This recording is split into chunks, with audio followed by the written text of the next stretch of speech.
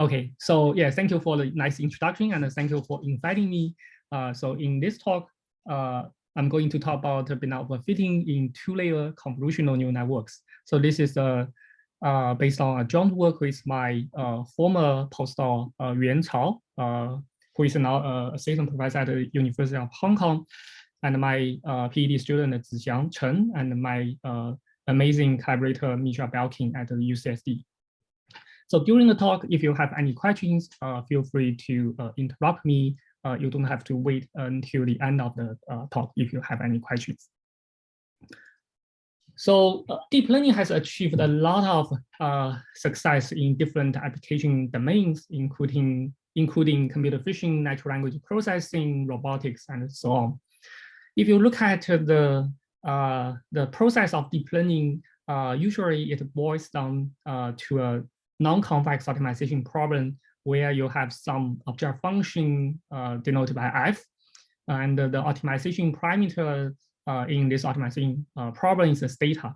So f is often a non-convex function of theta because the nonlinear activating function and also the multi-layer composition of the functions.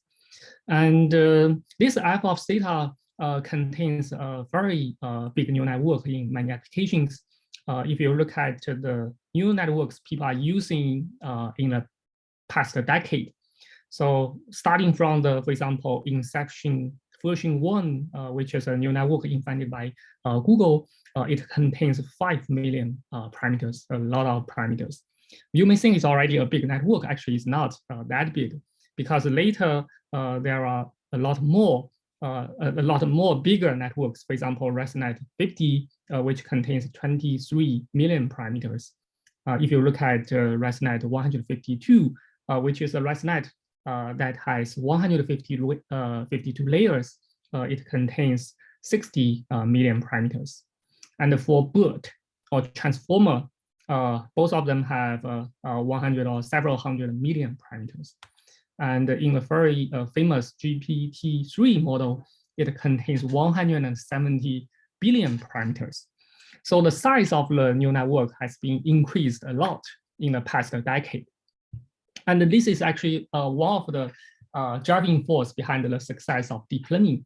Then people realize, even though the size of the neural network is so large, but if you look at the training data set, although the training data set is also, the size is also increasing, but it's far behind the size of the neural network, which means in most successful applications of deep learning, the number of model parameters actually is much larger than the number of training data set. And this is, we call it over-parameterization regime, where in this regime, if you just count the parameters, number of parameters, and also the number of training data points, you will see the number of parameters of the neural network is much larger than the number of training examples. Because of such a big capacity of the neural network brought by over-parameterization, the neural network often, the case, can memorize the training data. So in other words, it can make the training loss very, very small, or even make the training error exact equal to 0. But at the same time, if you test these neural networks on some test data set, the test performance is also pretty good. So you can still achieve very small test loss or very small test error. And this is contradictory to our traditional understanding of, for example, traditional statistical machine learning.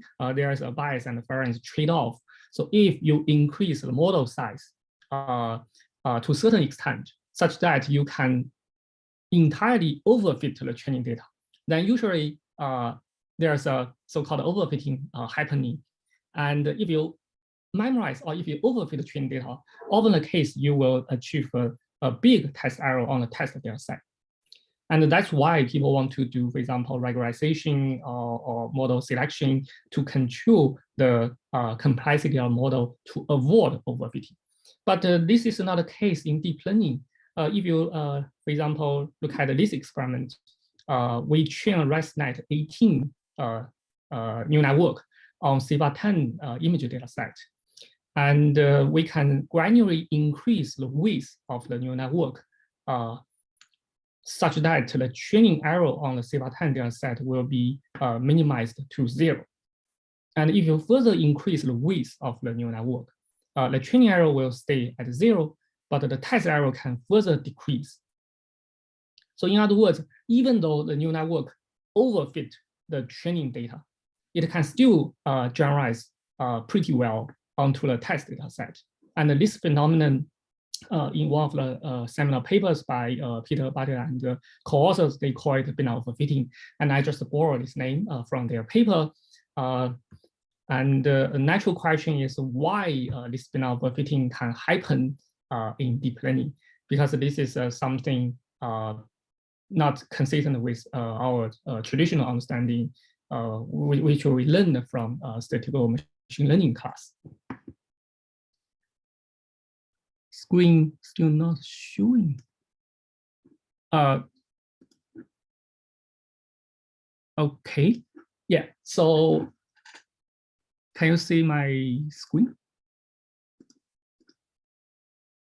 Okay, great. Okay, sure. So if you cannot see it, feel free to let me know. Now let me continue. And in order to understand this benign overfitting phenomenon, or at least come up with some theory to explain why benign overfitting can happen in deep learning, so there exist several lines of research, including the study of benign overfitting in linear regression, or in linear classification, or for example, in stochastic gradient descent used for solving linear regression, and also some learning problems in kernels or in random feature models have been developed. So there are several lines of studies, but if you go into each of these line of research, you will see they provide very good insight about why benign overfitting can happen in some simple linear models or linear model in some architecture space.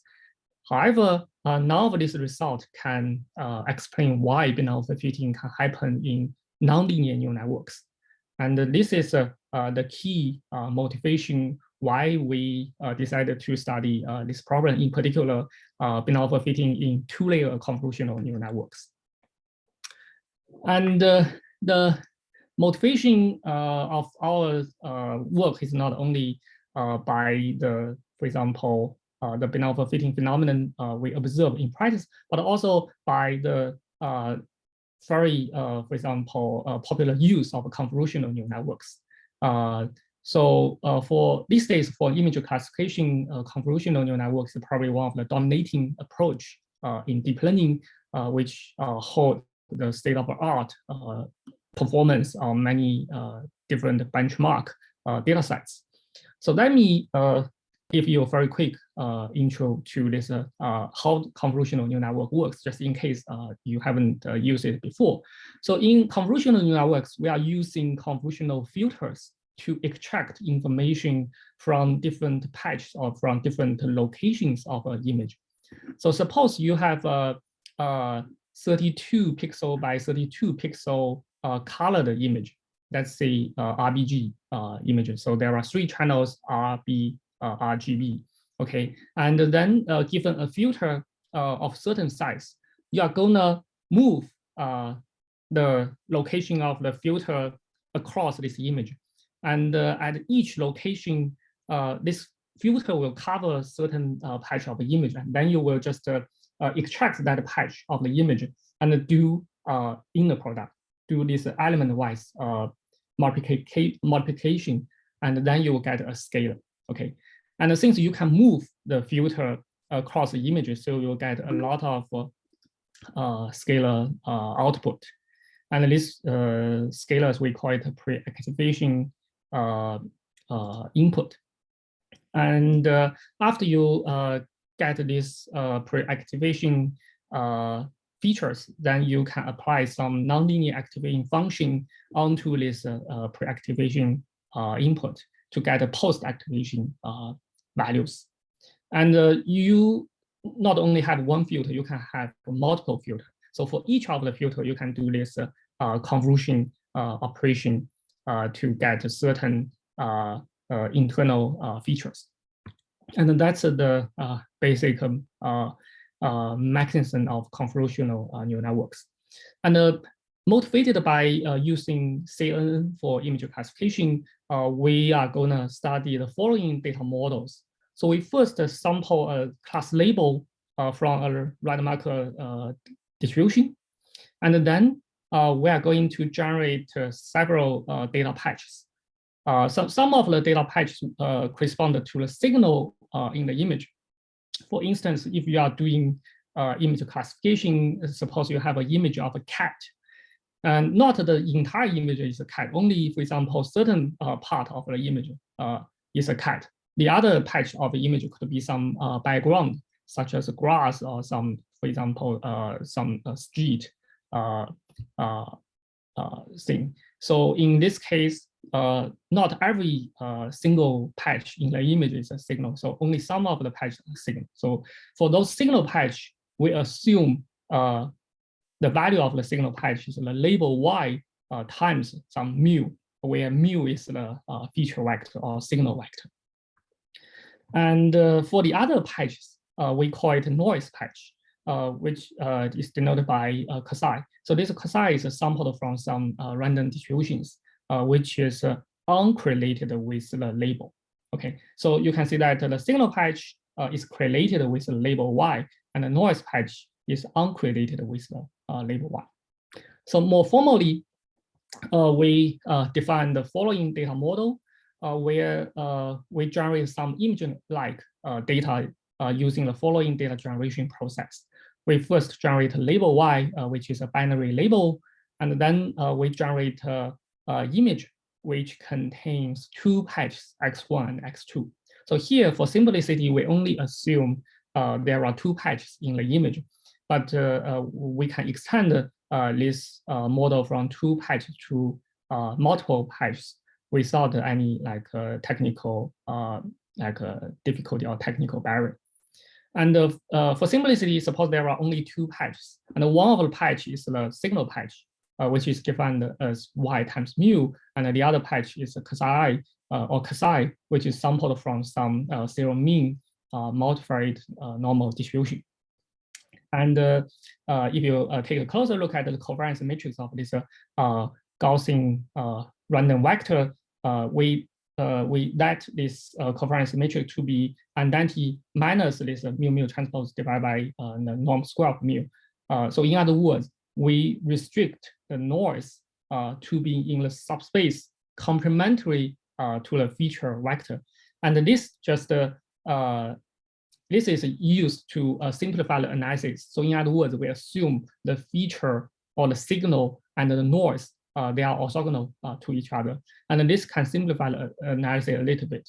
Of course, if you don't use this projection, then the signal and the noise will not be exactly orthogonal to each other.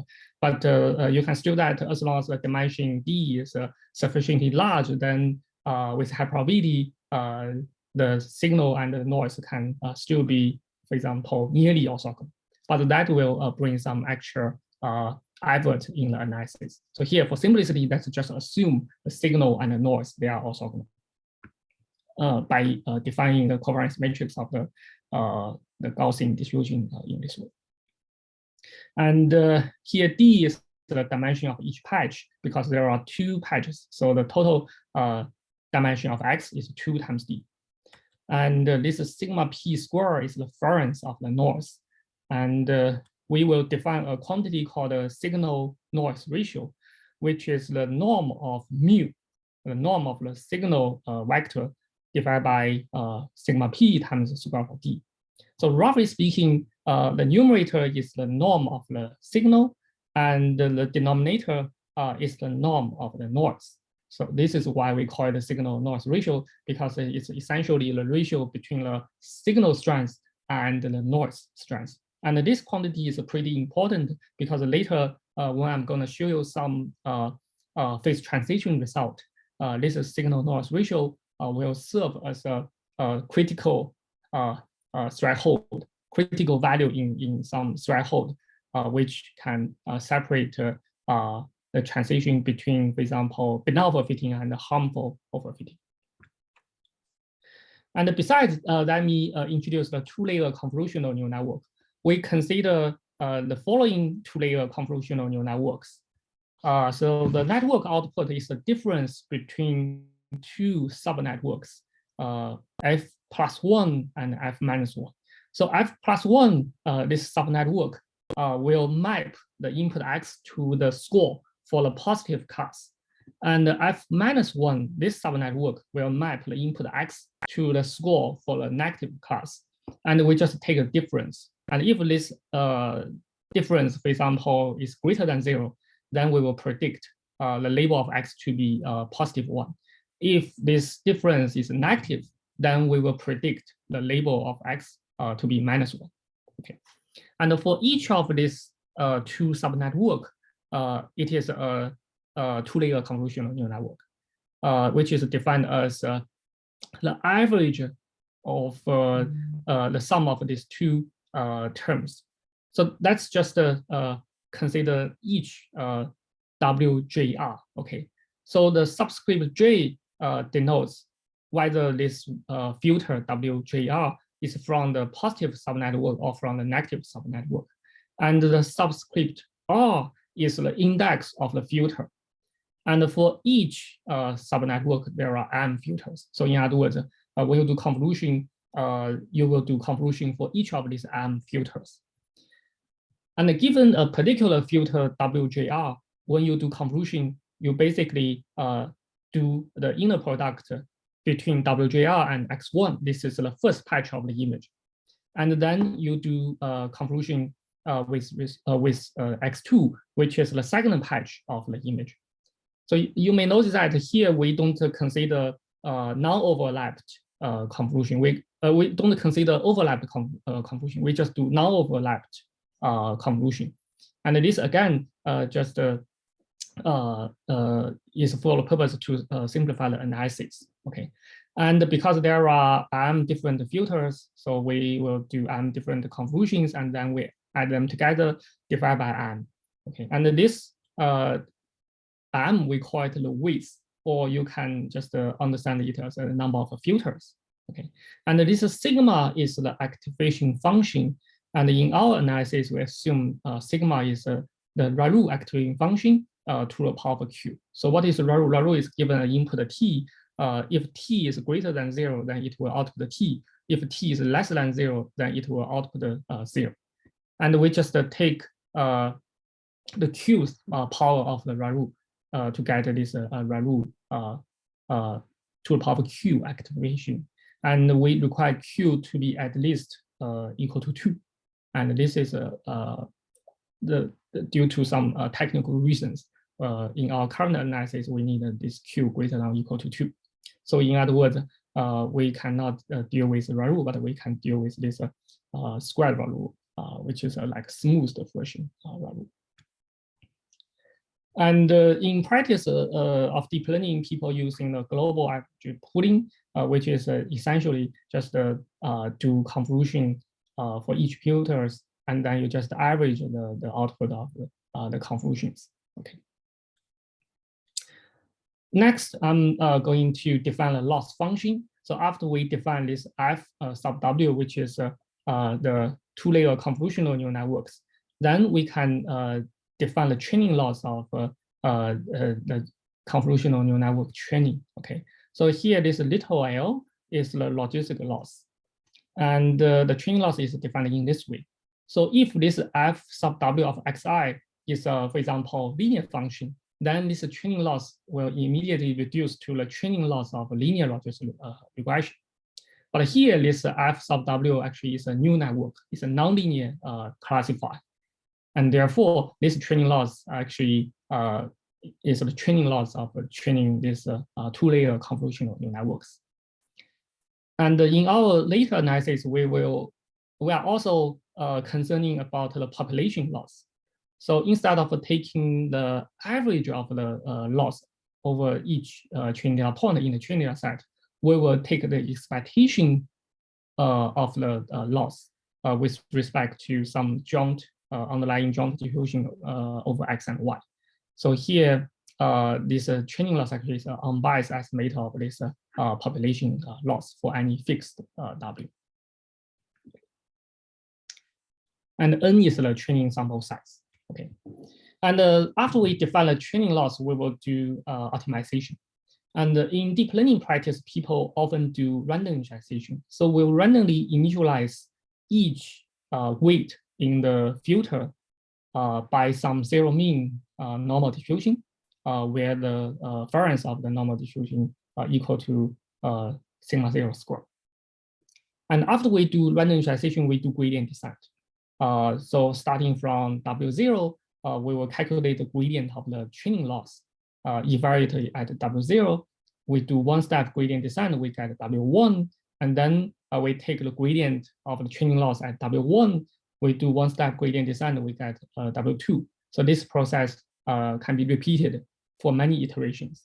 And this is exactly what a gradient descent is doing if you are using gradient descent to minimize this training loss. And we are using constant step size.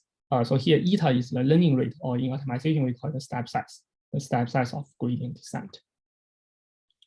All right, so given all these setups, now I'm going to show the main result of this work. So we first define some conditions on the problem-dependent parameters and also algorithm-dependent parameters. We assume the dimension of the input, which is a D, okay, or 2D, because the size of each patch is D. So the total the dimension of the input is 2D. So we require the D to be at least m to the power 4 times n to the power 4. So here n is the training sample size, and m is the number of filters, or you can think of it as the weight of the neural network. And on the other hand, we require both sample size n and the number of filters m to be at least polylog D. Okay. And we require learning rate to be less than or equal to something which is in the order of 1 divided by mu to norm square, and also 1 divided by sigma p square D. So if you still remember the signal patch as well as the noise, the scaling of the noise. So these two are roughly in the order of 1 divided by the x, the input, the L2 norm square of the input. Okay. And there's another parameter which is a sigma 0. Sigma 0 is the weight, is the standard deviation of the normal distribution that we are using to initialize the weight of the neural network. So roughly speaking, this standard deviation sigma 0 cannot be too large, and it can also be too small. Okay, and to give you a concrete choice of these parameters. Okay, let's say suppose the training sample size n and the width of the neural network is a polylog D, and suppose the norm of the input x is roughly a constant. And under these two conditions, we can immediately show that the learning rate will be almost a constant, like big O tilde 1. Okay, so here big O tilde means it has some polylogarithmic factors. So either step size or the learning rate is almost a constant. And the standard deviation of random initialization, sigma 0, is less than or equal to some constant, but it should be greater than d to the minus 1/2. Okay, so in other words, the scale of the random initialization can be as large as a constant. Okay, and this choice actually is a pretty typical, the choice of the learning rate and the initialization used in deep learning practice. And under these conditions, we can prove the following results. We can show that if the sample size n, training sample size n, and the signal noise ratio to the power of q, if their product is at least big omega tilde 1, okay, then gradient descent will train a convolutional neural network denoted by W height, such that the training loss of this neural network is almost 0. And at the same time, the test loss of this neural network is also close to 0. And this is exactly the benign overfitting phenomenon, which means we can minimize the training loss. And at the same time, we can also achieve very small test loss. And on the other hand, if 1 divided by the training sample size n times the signal noise ratio to the power q, if 1 divided by this quantity is at least big omega q to 1, so this is actually the opposite. You just flip this condition or in the opposite direction. Then gradient descent will output a convolutional neural network denoted by W height, such that the training loss is small, but the test loss is constant. Okay, so in other words, this is the traditional benign overfitting, traditional overfitting, which I call it harmful overfitting, because in this case, indeed you can do very well on the training data set, but you will do pretty bad on the test data set, because on test data set the population loss is like constant. Okay, so it performed pretty bad. Okay, and you can see that this exactly indicates a phase transition phenomenon in this benign overfitting versus harmful overfitting, and the threshold of this phase transition is characterized by the sample size n times the signal noise ratio to the power q.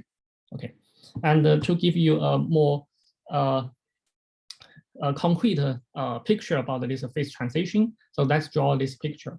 So the x-axis is the signal noise ratio, is nr, and the y-axis is the training sample size n. Okay, and if the problem fall in this blue regime, okay, which is characterized by the sample size n times the signal noise ratio to q is greater than or equal to big omega q to 1. Okay, so in this blue regime, then both the training loss and the test loss will be small for the convolutional neural network trained by gradient descent.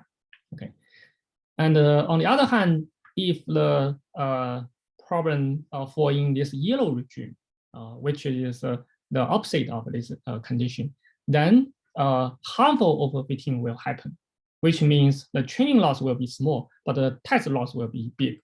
Okay, so this is a very interesting phenomenon, and this is also pretty consistent with our intuition. So if the training sample size n is too small, or if the signal noise ratio is too weak, in that case, there's no way to learn the useful signal from the training data. But if the training sample size n is large, or the signal ratio is large, then there's a hope to learn the signal. Okay, so in other words, at least one of these training sample size or signal ratio should be large. If both of them are small, then there's no hope to learn the signal, and then the CNN will basically just memorize the training data without any generalization performance.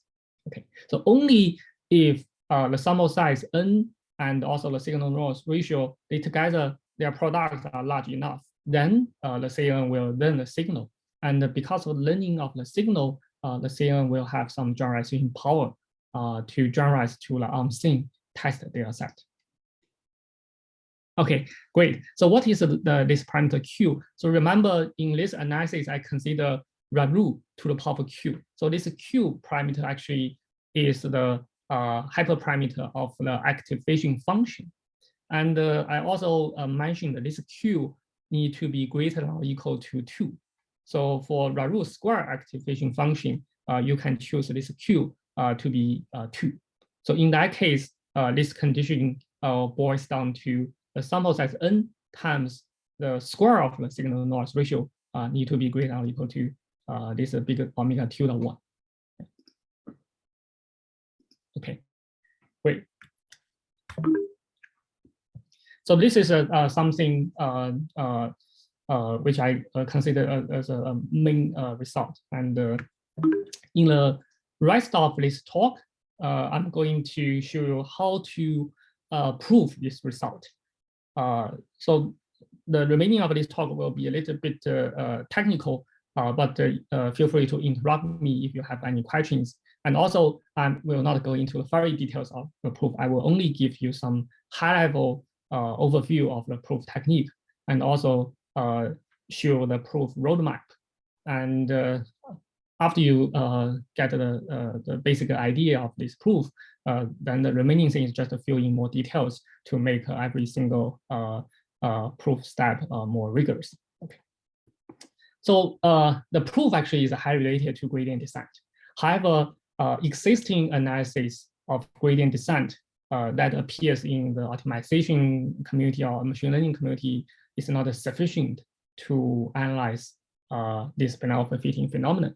So therefore, we need to develop some new technique that enable us to analyze gradient descent for training two-layer convolutional neural network. Okay, so first of all, let's write down the gradient descent update rule for the weight of each filter. Okay, so remember that this WJR, this is the filter in the subnetwork J. The J equals to either +1 or -1, and R is the index of the filter because there are M filters. So this R can take value between 1, 2, 3 until M. Okay, and this superscript T or T+1 is the index of the gradient descent. So T is initialized from 0, and then in each iteration, you do one-step gradient descent, then you get T+1. Okay, so this is the gradient descent update rule of this particular filter in a convolutional neural network. And you can see that if we apply this recursion for T times, then you can represent this WJR T+1 by like a linear combination of WJR0 and also the noise patch from this untrained point, as well as the signal vector mu.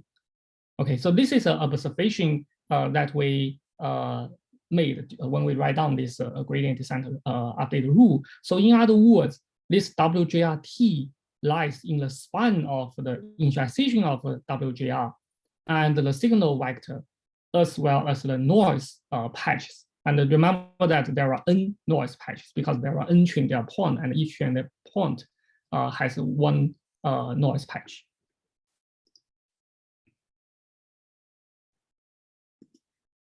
Yeah, so so this is the key idea behind our proof.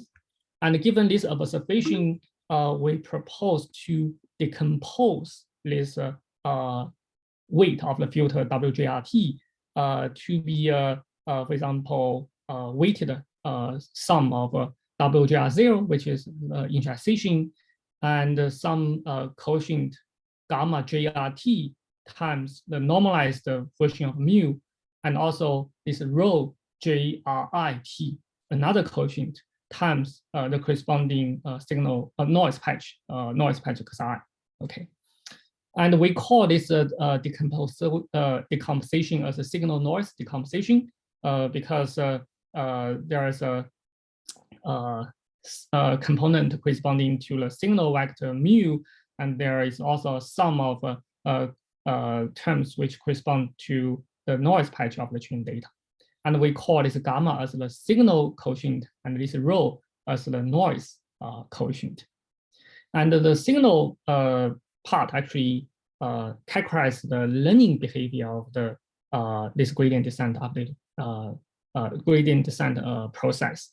And this this term in the right rectangle, actually this characterizes the noise learning or noise memorization of this gradient descent process.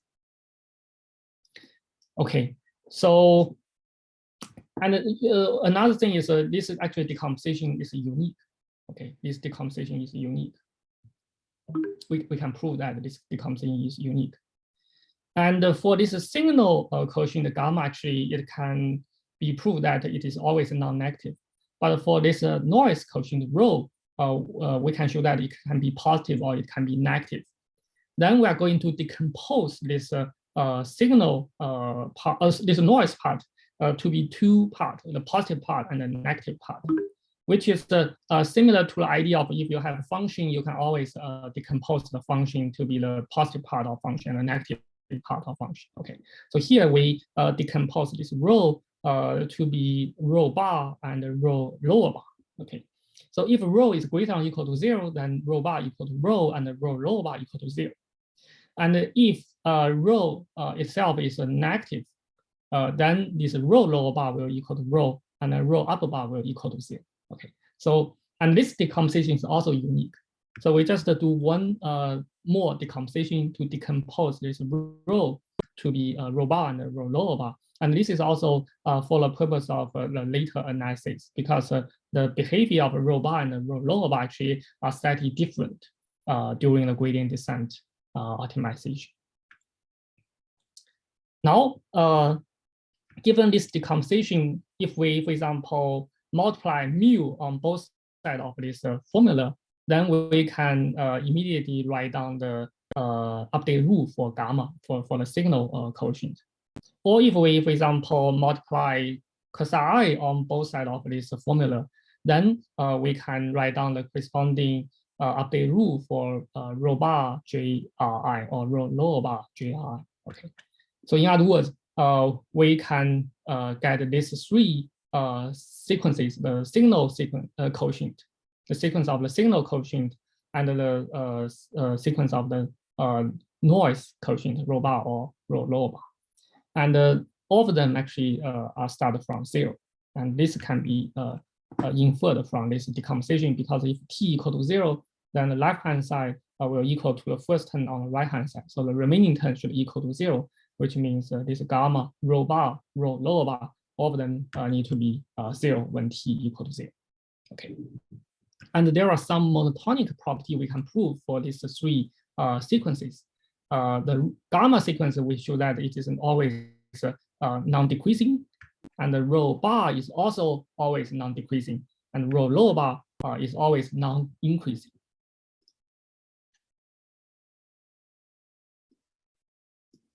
Okay.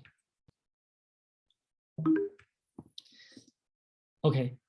Now, given that we have the characterization of the signal learning as well as the noise memorization in terms of these three sequence of coefficients, then the remaining analysis is like we have three players on the track, and we want to figure out which player runs the fast, which player runs the second, which player runs the last. Okay, and the learning problem based on this three sequence of coefficient will be reduced to tracking the speed of this the change of the speed of change for these three sequences. Okay, so as I mentioned before, this signal coefficient gamma is increasing, this rho bar is increasing, but how fast they will increase? Which one increase faster than the other, right? So these are the key questions that we need to answer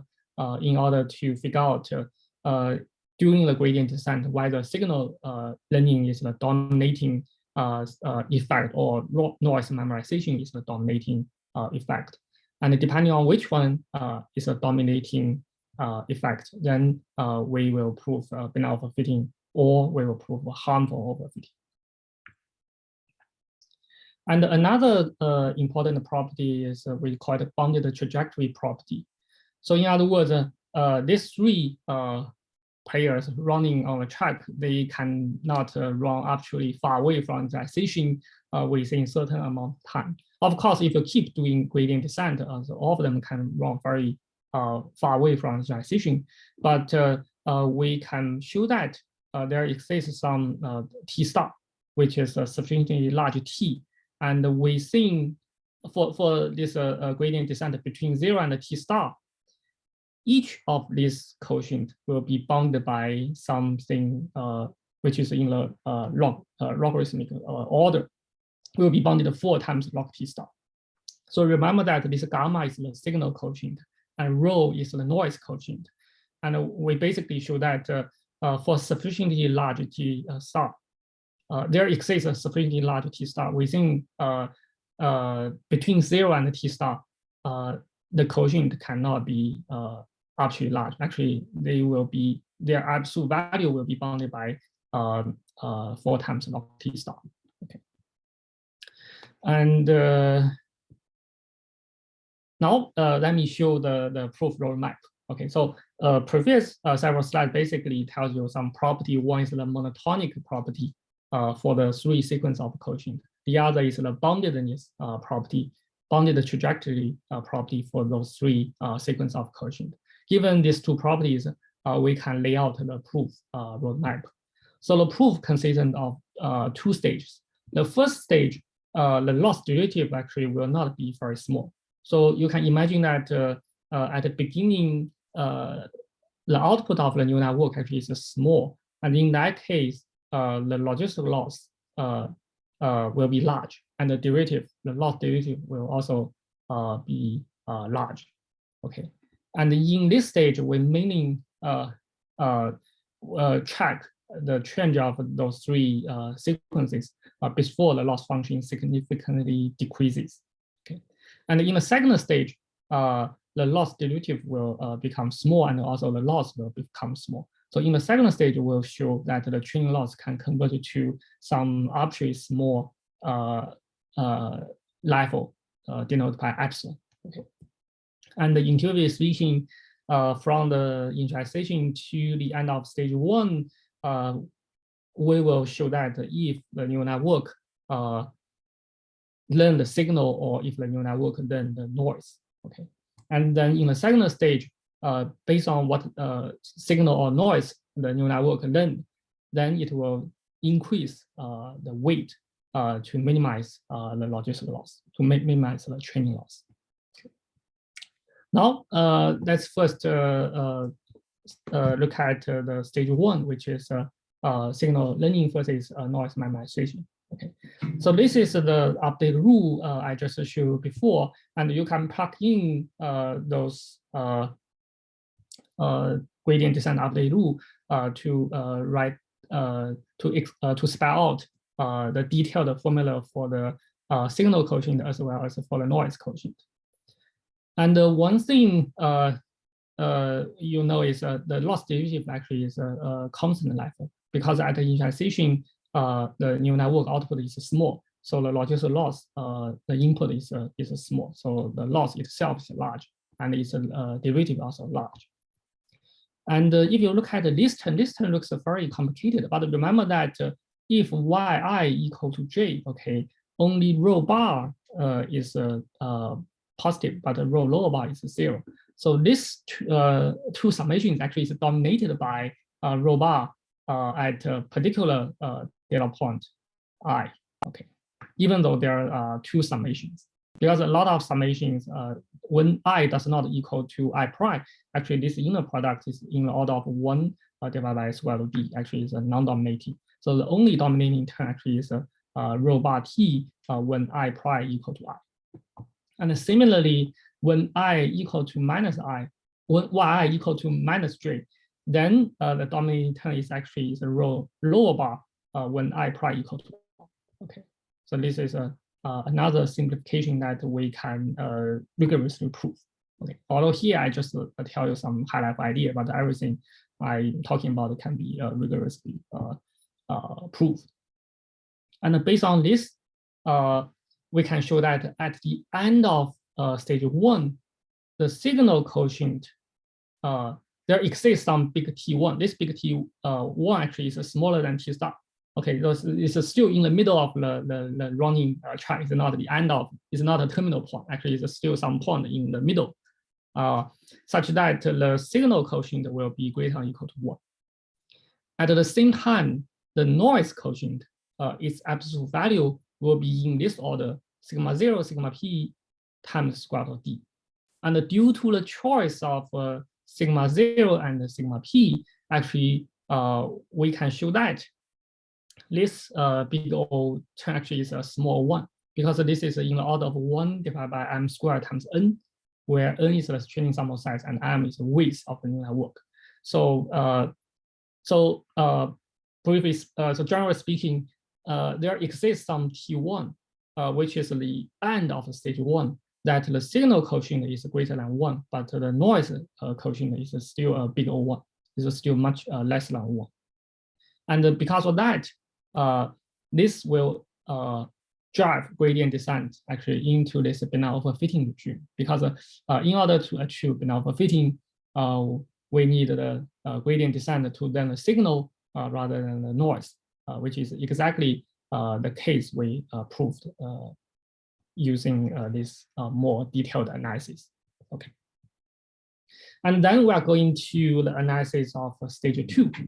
And the stage 2 analysis is more similar to standard optimization analysis, which is based on the curvature of the loss function. And actually, the proof here is based on construction. Okay, so if we can construct a W star such that the gradient of the neural network at WT in the product with W star and then times Y is greater than or equal to this threshold, this log 1 divided by epsilon. If greater than this threshold, then we can show that the gradient descent satisfies this property. Okay, so from the first line to the second line, actually, we are using the homogeneous property of the ReLU activating function, because the ReLU is a one homogeneous function, and the ReLU to the power of Q is a Q homogeneous function. So here we can use the Q homogeneity of a ReLU to the power of Q activating function, and this gives, because the gradient of F at WT times WT, this will equal to Q times F at WT. So this is exactly the property of Q homogeneous. And we also use the upper bound, the lower bound for this term, which we can derive the lower bound from the second line to the third line. And then we are going to use the convexity of the logistic loss. So remember that although the training loss is a non-convex, because it's a composition of logistic loss and the neural network function, where the neural network function is a nonlinear and non-convex. But the logistic loss actually is convex. So we have this property hold. Okay. And from the second last line to the last line, we just plug in the definition of training loss as well as the definition of logistic loss. Then we can show that this inner product is lower bounded by the training loss minus epsilon divided by 2. And using this property, then we can use this property, plugging it into the analysis of gradient descent. We can get this this formula. So this formula should be read as the difference between the training loss at WT and some step size times eta.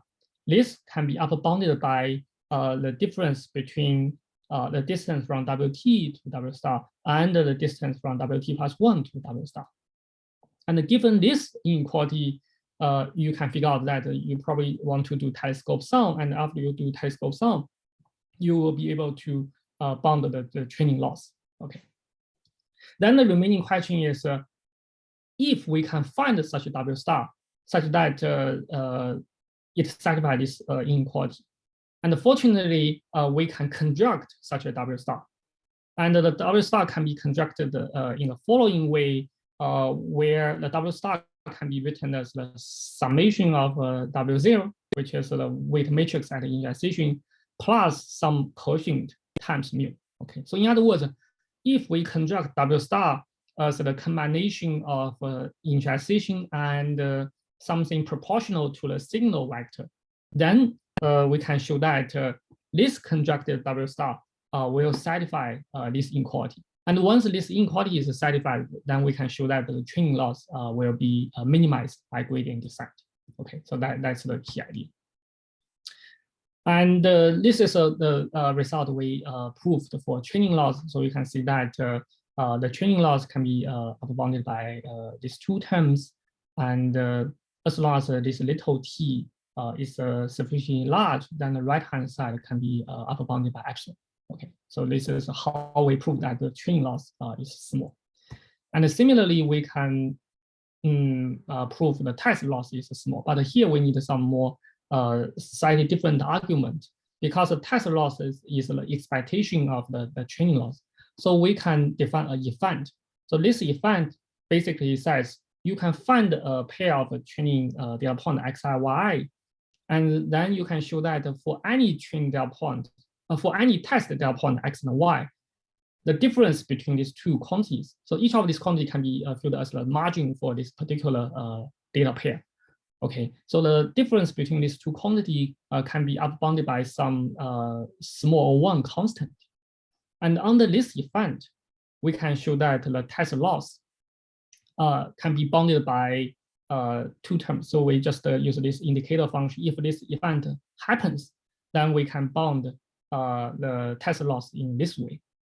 Or if this event does not happen, then we can bound the test loss just by the probability that this event does not happen times some constant. Okay, and by doing this kind of argument, you can show that the test loss can be bounded by the training loss plus some exponential decaying term, which exponentially decays when the training sample size n increase. And this is how we prove that the training loss is small. Okay, and this is the basic idea to prove the benign overfitting phenomenon. And we can also use analogous technique to prove how harmful overfitting can happen if the signal noise ratio and the sample size does not satisfy that condition, or if that condition is flipped.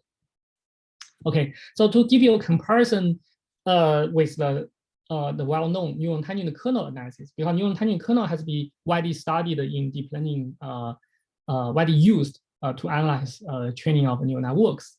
Then a natural question is our analysis the same or different from neural tangent kernel analysis, and what's the advantage of our analysis? So here, let me compare these two techniques from a very technical point of view. So both the NTK analysis and our analysis can boil down to the conjunction of some W star. And this conjunction of W star actually is for the purpose to show that the training loss can be minimized. For NTK, actually, even at the random initialization W0, you can show that this condition hold. So in other words, without the running gradient descent, if you just use some random neural network, you already get a very small training loss. And that's exactly the weakness of a neural tangent kernel analysis, where the learning performance after gradient descent actually is different from the learning performance before gradient descent. So in other words, the randomly initialized neural network can perform as well as the trained neural network. And in NTK analysis, people are doing Taylor expansion at W0 and also use some bounded trajectory properties.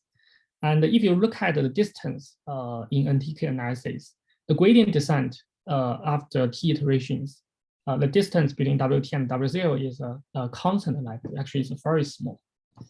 In comparison, in our analysis at the random initialization, this condition does not hold. So in other words, without optimizing the neural network by gradient descent, you cannot show that the training loss will become small.